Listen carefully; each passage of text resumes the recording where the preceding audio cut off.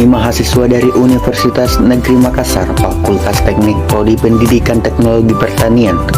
Video ini dibuat untuk menyelesaikan salah satu tugas mata kuliah Teknologi Pangan dan Penguatan Hasil Pertanian dan Perikanan dengan dosen pengampu Bapak Andi Alamsyah Rifai, SPI MSc.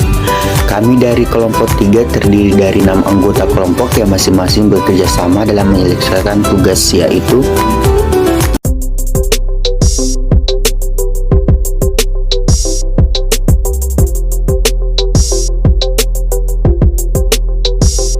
Adapun materi-materi yang akan dibawa oleh rekan saya yaitu faktor internal, komposisi dan distribusi asam lemak, komponen kecil antioksidatif, dan jenis penggorengan.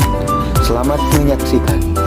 Materi pertama yaitu faktor internal. Berbeda dengan faktor eksternal yang mempengaruhi stabilitas penggorengan minyak, faktor internal muncul dari komposisi yang melekat pada minyak itu sendiri.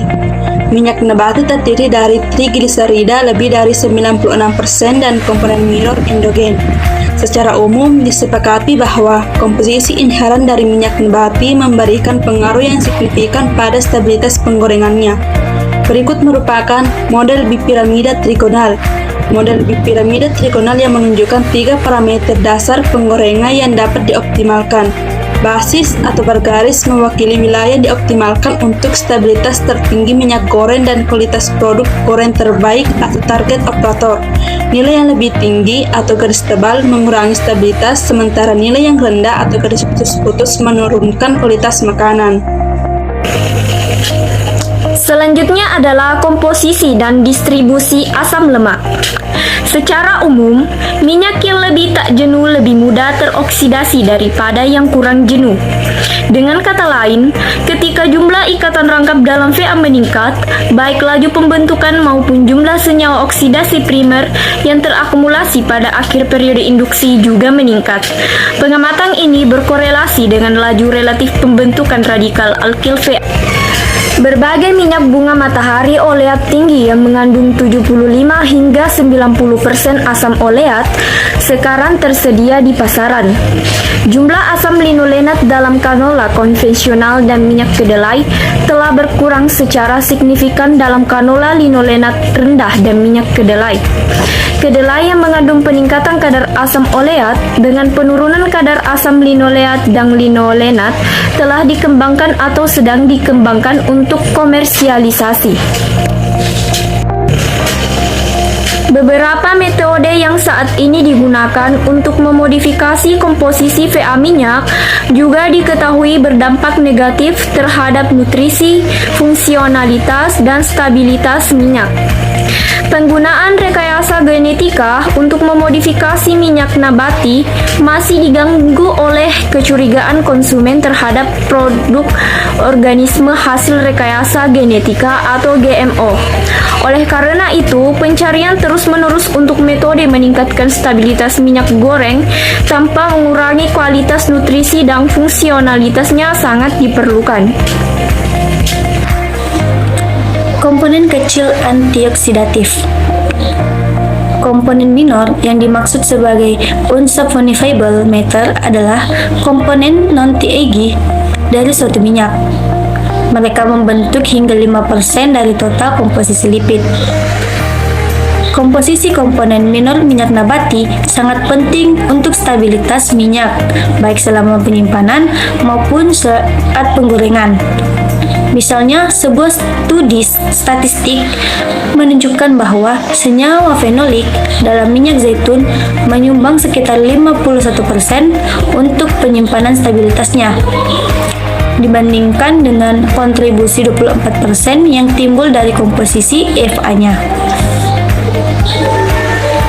Ekstraktif dari sumber nabati, terutama dari rempah-rempah umum dan rempah-rempah seperti rosemary, thyme, oregano, sage, kunyit, ketumbar, gurih musim panas, dan kunyit, serta pengolahan makanan lainnya dan limbah pertanian, serta produk sampingan seperti beri, kulit jeruk, zaitun daun kemiri, biji anggur, dan daun teh. Terus dievaluasi potensinya untuk mengekang degradasi termooksidatif minyak goreng. Pengaruh komponen minor antioksidan pada stabilitas dan kinerja minyak goreng telah ditinjau secara menyeluruh dan tidak akan diulangi lagi. Ada pencarian lanjutan untuk antioksidan eksogen alami atau semi sintetik kuat yang dirancang secara khusus untuk aplikasi penggorengan. Dengan keberhasilan yang tercatat, mereka jauh kurang efektif selama menggoreng karena kondisi ketat yang berlaku dan beragam. Mekanisme yang tidak sepenuhnya dipahami dari perubahan termooksidatif minyak goreng. Materi selanjutnya yaitu jenis penggorengan. Ada 4 jenis penggorengan utama: penggorengan dalam, penggorengan atau penggorengan dangkal, penggorengan vakum, dan penggorengan udara. Semua bisa sangat efektif, tergantung kebutuhan dan jenis makanannya. Pan dan deep frying terkadang merupakan proses campuran, tergantung pada jenis makanannya. 1. Pan frying. Pan frying ditandai dengan penggunaan sedikit minyak atau lemak dalam wajan dan biasanya sedikit makanan di dapur rumah. Ini juga disebut menggoreng dangkal. Wajan adalah alat kecil yang terbuat dari stainless steel atau aluminium. Secara tradisional, itu terbuat dari tembaga murni. Permukaan terkadang dilapisi dengan PTFE atau Teflon untuk mencegah lengket. Pan frying dapat mempertahankan tingkat kelembapan yang sama dengan teknik penggorengan lainnya dan dilakukan di bawah tekanan atmosfer. Selanjutnya yaitu perbedaan antara penggorengan stainless steel dengan penggorengan atau wajan berlapis atau Teflon. Penggorengan stainless steel. Bahan stainless steel pada alat ini bersifat anti lengket, jadi mudah dibersihkan setelah digunakan. Tidak hanya itu, paket lengkap alat penggorengan ini juga dilengkapi dengan saringan stainless steel sehingga proses penirisan minyak menjadi lebih mudah. Kelemahan dari peralatan masak stainless steel ini yaitu adalah lebih mahal dari panci jenis anti lengket lainnya, baja karbon dan besi cor kualitas standar. Alat masak stainless steel juga sulit dibersihkan dari sisa noda dengan sabun cuci piring biasa, membutuhkan perawatan lebih banyak agar tidak lengket dan terbakar. Kelebihan dari peralatan memasak stainless steel ini diantaranya lebih tahan lama, bahkan bisa tahan puluhan tahun. Alat masak ini terkenal akan ketahanannya karena tidak akan kehilangan lapisan pada permukaannya seiring waktu. Sedangkan wajan berlapis atau Teflon adalah sebutan untuk alat masak anti lengket non-stick cookware. Produk alat masak ini dari bahan Teflon sangat terkenal di Indonesia. Hampir semua ibu rumah tangga menggunakan alat memasak dari Teflon, mulai dari panci, wajan, hingga rice cooker. Akan tetapi, sebelum memutuskan pilihan untuk memilih produk Teflon, kita harus mempertimbangkan terlebih dahulu kelebihan dan kekurangan dari produk ini.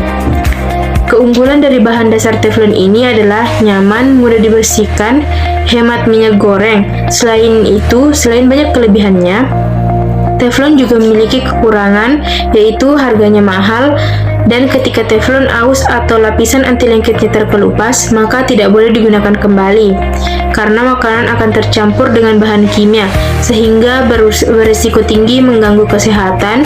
Kurang awetnya karena pemakaiannya tidak tahan lama. Jika Teflon tergores, maka tidak dapat digunakan kembali.